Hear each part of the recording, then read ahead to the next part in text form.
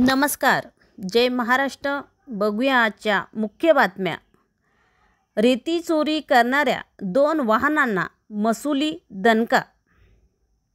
अवैध वाळू वाहतूक करणारे 2 टिप्पर महसूल विभागाच्या पथकाने काल रात्री 9 वाजता तालुक्यातील देऊळगाव मही येथे पकडले असून दोन्ही टिप्पर देऊळगाव राजा पोलिसात अटकाव करण्यात आले.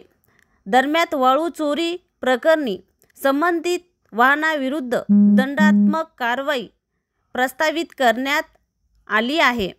तालुक्यातील खडकपूर्णा नदी व संत चोखा जलाशयातून मोठ्या प्रमाणात रेती चोरी करण्याचा सपाटा वाळू माफियाकडून सुरू आहे. दिवसेंदिवस तालुक्यात वाळू माफियाची मुजोरी वाढली आहे आणि हे वाळू माफिया मोठ्या प्रमाणात बाहेरील असल्यामुळे राजकीय दबावाचा मोठा वापर करीत आहे.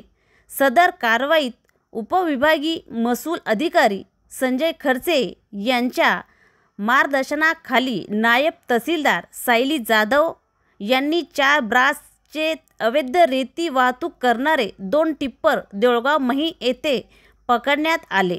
महसूल अधिकारी परमेश्वर बुरकुल, कृष्णा खरात, तेजस शेटे, आकाश खरात, गजानन टेकाळे व महसूल सेवक मारुती बंगळे यांनी सदर कारवाई केली आहे. मी AP न्यूज महाराष्ट्रासाठी पूजा कायंदे.